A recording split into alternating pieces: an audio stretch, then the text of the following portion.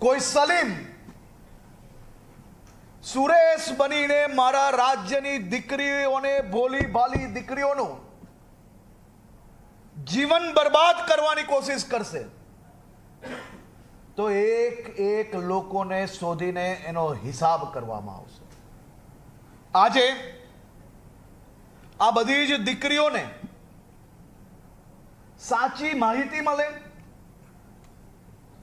પ્રેમના નામે સંબંધમાં ક્યાંય ભૂલવાઈને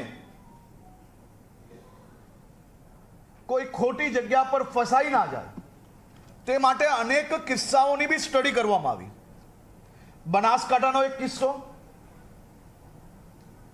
એક સારા ઘરના પરિવારમાં, એટલે કે સારા એટલે કે ધનિક પરિવારની દીકરી લેભાગુ ટપોરીઓ દ્વારા આસપાસ ફરવું, સોશિયલ મીડિયાના માધ્યમથી એ દીકરીને ફસાવવી, નામ બદલીને, ખોટા ઈરાદે, ખોટી માહિતી આપીને એ દીકરી જોડે લગ્ન કર્યા। લગ્ન કરીને 2-4 મહિનામાં દીકરીને સંપૂર્ણ માહિતી મળી।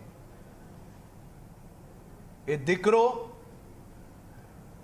પોતાની ઓળખ ખોટી આપી, એ દીકરીને પોતાના ઘરે જવું છે, પરંતુ એના આખા પરિવારે આ દીકરી ઉપર અત્યાચાર કરવાનો પ્રયાસ કર્યો।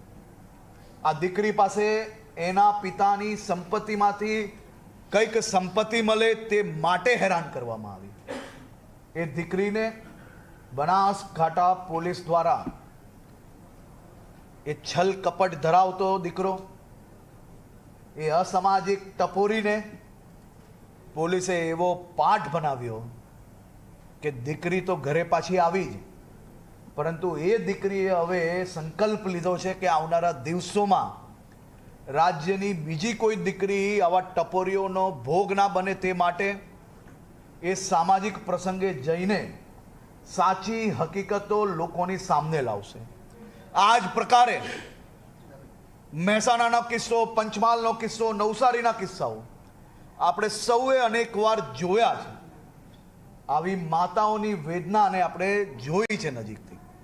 એ બધી જ માતાઓને હું આજે વંદન કરું છું કે આપ સૌ દ્વારા જે કોઈ સૂચનો આવેલા હતા, એમાંના મોટા ભાગના સૂચનો અમે લોકોએ લઈ લીધા છે અને આવનારા દિવસોમાં બી આ બાબતની કોઈ બી માહિતીઓ આપ રાજ્ય સરકારને મોકલી શકો છો। સૂચિત નવી લગ્ન નોંધણી પદ્ધતિ અને જૂની પદ્ધતિ વચ્ચે મુખ્ય તફાવત લગ્ન નોંધણી અધિનિયમ 2006 હેઠળના નિયમમાં 4 બાબતોમાં છે। અગાઉ અરજી વખતે વર વધુના દસ્તાવેજો લેવામાં આવતા હતા, દસ્તાવેજો અપૂરતા હતા અને વર વધુની હાજરી વિના લગ્ન નોંધાઈ જતા હતા। ચકાસણી ખૂબ જ મર્યાદિત હતી। અગાઉ ગ્રામ્ય લેવલે તલાટી પાસે સત્તા હતી, નોંધણી પ્રક્રિયા તલાટી લેવલે પૂર્ણ થઈ જતી હતી। હવે નવી પદ્ધતિમાં દસ્તાવેજો જે છે એની ચકાસણી વધારી છે, વર વધુની હાજરી અનિવાર્ય બનાવી છે, જેથી બોગસ લગ્ન નોંધણી આપણે અટકાવી શકાય। રજિસ્ટ્રેશન પ્રક્રિયાની મંજૂરીની સત્તાઓ તલાટી ઉપરી અધિકારીની તાલુકા કક્ષાએ આપવામાં આવ્યા છે। ગ્રામ્ય કક્ષાએ રહેતા અરજદારને તાલુકા કક્ષાએ જવાની તો બી આવશ્યકતા નહીં પડે। આપણે નિયમો કડક કર્યા, પરંતુ લોકો હેરાન ના થાય। જે લોકો જનરલ એટલે કે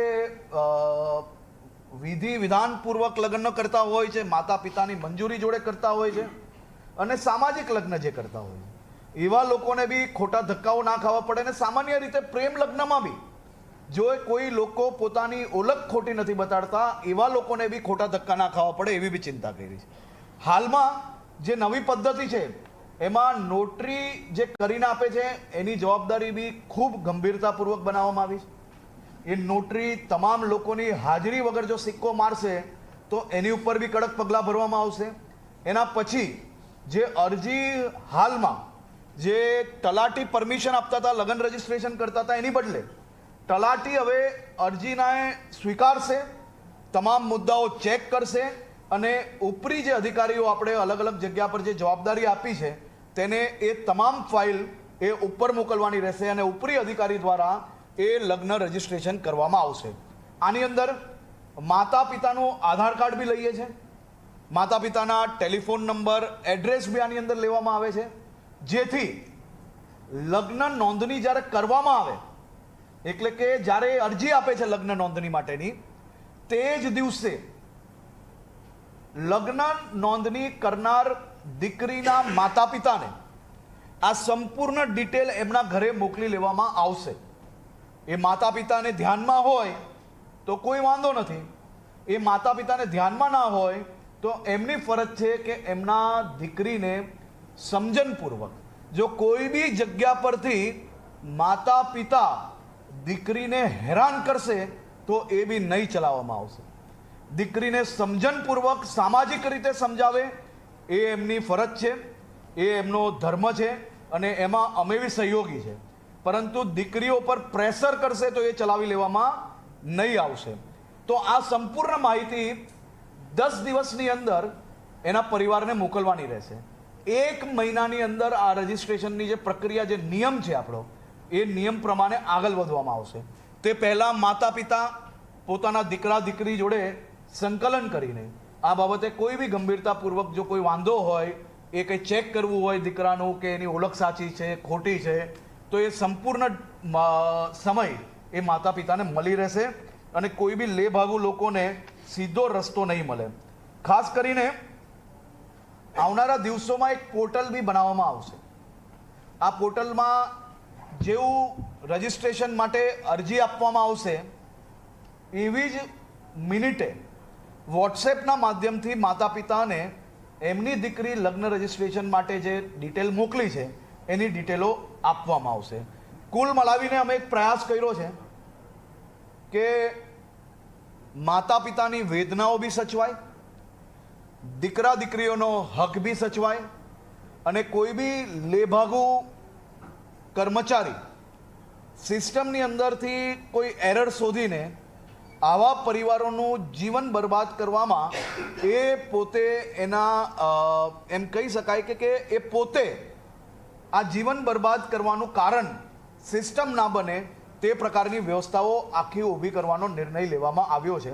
આની સંપૂર્ણ વિગત લેખિતમાં આપ સૌ લોકોને આજે આપવામાં આવશે.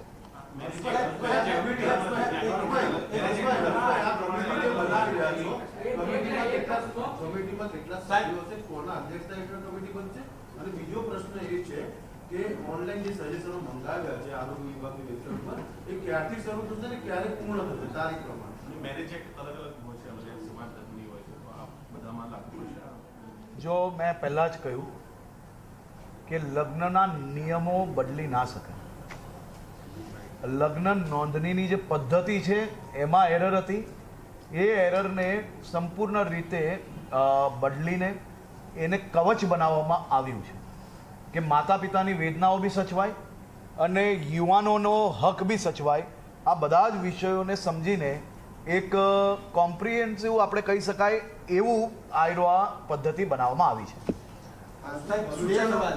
મારા પ્રતિ પહેલો સવાલ એ છે કે અગાઉની જે પદ્ધતિ હતી એની અંદર પણ ફરજીવાળો થતો હતો, આની અંદર પણ થવાની શક્યતા છે.